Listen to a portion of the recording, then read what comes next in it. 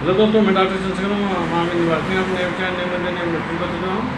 देखिए, कल बात हुई थी कि बिजनेस में कैसे कैसे किया जाए, बिजनेस की क्या शुरुआत किया जाए। देखिए, अगर हम कोई भी बिजनेस शुरुआत करने जा रहे हैं तो उस बिजनेस के पहले बारीकियों को समझने की कोशिश कीजिए। बारीकियाँ मतलब कि उस बिजनेस में हो क्या रहा है, मतलब उसको बिजनेस कैसे रन करेगा, कैसे आगे बढ़ेगा। इस चीज़ों को तभी आप समझ सकते हैं जब आप किसी यहाँ आप पहले नौकरी करेंगे। जिस दिन आप नौकरी करें तब आपको धीरे धीरे वो बारीकियों को सीख जाएंगे और आपको पता चलेगा बिजनेस में हो क्या रहा है, कैसे हो रहा है। और तब जाके आप बिजनेस अगर कहीं स्टार्ट करते हैं तब आपको बिजनेस अपने आप, मैंने कहा ना, जो 2 साल 2.5 साल 3 साल जो मेहनत आप किसी दूसरे के यहाँ किए रहेंगे वो आपके बिजनेस में अपने आप झलक में लगेगा। करने की ये चीज़ें, तो इसलिए जब भी बिजनेस की शुरुआत करें किसी न किसी के अंडर में आप 2 से 2.5 साल 3 साल समय दीजिए और तब आप अपने बिजनेस को स्टार्टिंग कीजिए। बात मैंने गेम एकदम चेंज हो जाएगा। इस चीज़ को मैंने महसूस किया। और किसी एक काम के प्रति प्रोसेसिव हो जाए। प्रोसेसिव मतलब उस काम में अपना जी जान लगा दीजिए। मतलब ये सोचिए कि नहीं, मैं तो इसी काम में अपनी पूरी ज़िंदगी को बिताना, इसी काम से मेरे परिवार की व्यवस्था करनी, इसी परिवार से इसी काम की वजह से मेरा नाम बनेगा। बात मानिए, मतलब जो कुछ लोग ऐसे भी हैं जो बिना पढ़े लिखे, मतलब उनकी उन्होंने अगर स्कूली शिक्षा की बात करते तो एकदम जीरो है, लेकिन हाँ वो अपने काम के बिहाफ, अपने काम की वजह से आज पूरे देश में, पूरे विश्व में प्रसिद्ध हुए हम। ठीक है, तो इसलिए ये कभी मैं सोचा कि नहीं, जो मैं काम करने जा रहा हूँ इस काम के लिए बहुत ज़्यादा नॉलेज की बहुत जरूरत होती है। मैंने कहा ना, ठीक है, थ्योरेटिकल लाइफ और प्रैक्टिकल लाइफ में बहुत अंतर हो जाता है। थ्योरेटिकल लाइफ में जो आप हम लोग किताबें पढ़ते हैं, लेकिन जहाँ हम लोग अपना बिजनेस में बात करते हैं, मतलब प्रैक्टिकल लाइफ में बात करते हैं, तो एकदम, मैंने कहा ना, एकदम ज़मीन आसमान का अंतर रहता है कि नहीं बिजनेस होता क्या है। और बात माने, बिजनेस आपको थपेड़े भी मारेगा ही मारेगा। और अगर आपका बिजनेस आपको थपेड़े नहीं मार रहा है, मतलब आपका बिजनेस डाउनफॉल नहीं जा रहा है, इसका मतलब आप कहीं ना कहीं कुछ गलतियाँ कर रहे हैं। तो इन गलतियों को ना हो, इसलिए मैं आप सबसे कहूँगा पहले किसी न किसी के नौकरी करिए, नौकरी करने के बाद अपने बिजनेस को ज्वाइन कीजिए, तब मज़ा आएगा। और बात माने, छोटा ही सही लेकिन अपना खुद का काम जरूर कीजिए, क्योंकि एक समय मैंने कहा, देखिए सरकारी नौकरी है तो बात की बात है भाई, उससे बढ़िया तो कुछ नहीं है। लेकिन हाँ, अगर आप प्राइवेट काम कर रहे हैं तो इसका मतलब है कि आप अपने पैर पर खुद कुल्हाड़ी मारें। हो जाए क्या, कुछ साल तक तो आपको अच्छा लगेगा कि नहीं यार बड़ा अच्छा काम करा, भाई पैसे आएंगे तो आपको लगेगा। लेकिन एक एज के जाने के बाद आप खुद महसूस करने लगेंगे कि नहीं यार, काश मेरा एक छोटा सा सेटअप होता, काश मेरी भी एक व्यवस्थाएँ होती कि कम से कम मैं बुजुर्ग अवस्था में भी हो जाता, तब भी मैं अगर अपने दुकान में बैठा या अपने क्लिनिक में बैठा होता तो लोग मुझको पेमेंट कहते हैं। और बाद में पैसे की माया ऐसी है कि वो कभी खत्म नहीं होगा। मतलब पैसा आपको हमेशा चाहिए, चाहे आप कितने भी बुजुर्ग क्यों हो जाए, तो पैसा तो चाहिए। मतलब वृद्धावस्था में भी आपको पैसे की जरूरत पड़ेगी। तो इसलिए ये सोच के चलिए कि नहीं, मैं बिजनेस जो कर रहा हूँ ये बिजनेस को जीवन पर्यंत काम कर रहा हूँ, और एक प्लेटफॉर्म काम कीजिए, आपको हमेशा सफलता जरूर मिलेगी।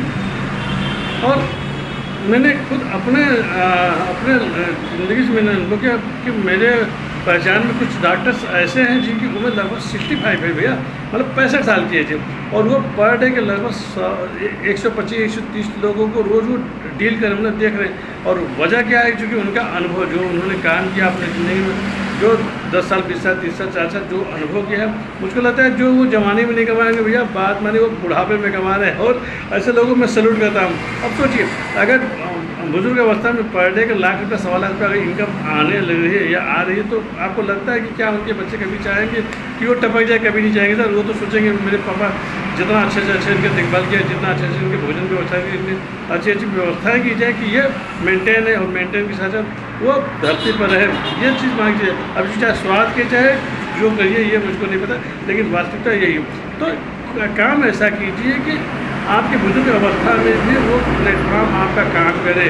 और एक एज जाने के बाद जब लोग सोचते हैं कि नहीं अब पुरानिया हो गए या बुढ़े हो गए, इनको निकाला जाए, इनको हटाया जाए, बढ़ाया जाए, उस समय लोग, बच्चे आपके सोचे कि नहीं अब पापा जिस मुकाम पर, अगर ये न रहे तो फिर हम लोग व्यवस्थाएँ बढ़ा जाएंगे। तो ये चीज़ें सोच कर काम कीजिए। और ये तभी संभव हो पाएगा जब आप किसी न किसी बिजनेस में करेंगे और अपने धंधे को करेंगे। कुछ ना कहेंगे भैया नौकरी करेंगे, नौकरी में मेरे को रिटायरमेंट हो जाए, रिटायरमेंट के बाद मुझे पेंशन मिलने लगेगा। भैया पेंशन की लिमिटेशन है, मतलब 30 साल 35 साल 40 साल और ये होगा 50 साल रुपया होगा। इससे अधिक आप किसी भी सेक्टर में जाइए, इससे अधिक आपको पेंशन मिलने वाला नहीं है। लेकिन अगर आप अपना बिजनेस कर रहे हैं या अपना किसी क्लिनिक को चला रहे हैं या अपना खुद का कोई काम करें, तो बाद में जैसे जैसे उम्र गुजरेगी वैसे वैसे आपकी सोर्स ऑफ इनकम बढ़ती जाएगी। और उसके अनुसार जो आप अनुभव किया है, जो आपका एक्सपीरियंस रहेगा, उस एक्सपीरियंस का पैसा आपको मिलेगा, ये मान के चलिए। तो ये चीज़ें जिस दिन आप समझ जाएंगे उस दिन आपकी लाइफ में बल्ले बोल हो जाएगा। तो इस चीज़ को एकदम दिल और दिमाग में गाड़ पाने के लिए कि मुझको बिज़नेस करना, और बिज़नेस में भी एक ऐसा लेवल को प्राप्त करना है कि 60 साल के बाद, 50 साल के बाद, बस 60 साल के बाद या 50 साल के बाद उसको बेनिफिट मिले, और तब आपको मज़ा आएगा। तो इस चीज़ को हमेशा सोच समझ के आएंगे, और जितना भी यदि अपने काम के प्रति पैशनेटेड रहें। जय माता दी, जय मां गंगा। और मैं जो ये चीज़ें बोल रहा हूँ ऐसे नहीं बोला, मैंने खुद अनुभव किया। मैंने खुद परिचय में कुछ डॉक्टर ऐसे हैं जिनकी उम्र 65 प्लस में है सर, और बात मानिए उनकी जो सोर्स ऑफ इनकम एकदम काबिल तारीफ है। और मैं दूसरों की बात है, मैं डॉक्टर लाइन की बात की बात है।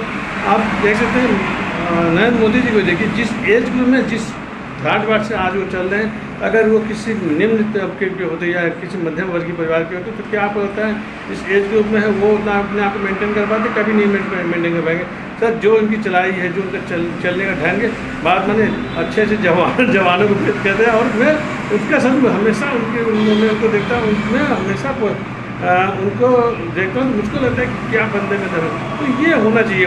और बात बनी जवानी जैसे भी थे बात की बात, लेकिन हाँ आप अपने काम के प्रति ईमानदार रहेंगे तभी आपका बुजुर्ग अवस्था भी अच्छे से गुजरेगा। तो इसलिए जितना यदि हो सके अपने काम के प्रति ईमानदार है, और एक छोटा है चाहिए लेकिन अपना प्लेटफॉर्म जो बनाने की कोशिश की, तभी आप बुजुर्ग अवस्था में भी आपको लोग डिमांड करेंगे और लोग आपको पूछेंगे। और बात में आपके दरवाजे पर आके वेटिंग करेंगे कि नहीं डॉक्टर साहब को मुझको समय देना है, या डॉक्टर साहब बैठे कि नहीं बैठे, और आपके लिए टाइम निकालेंगे। वो इसलिए निकलेगा कि आपने जो 30 साल 40 साल अपने फील्ड में काम किया है, उस वजह से आपके लिए लोग समय देंगे। तो इसलिए जितना भी उसके अपने काम के प्रति ईमानदार और धैर्यपूर्वक काम करते, धीरे धीरे से, लेकिन आपसे लोग जुड़ेंगे और आपसे काम बोलेगा ही बोलेगा। जय माता दी, जय मां गंगा।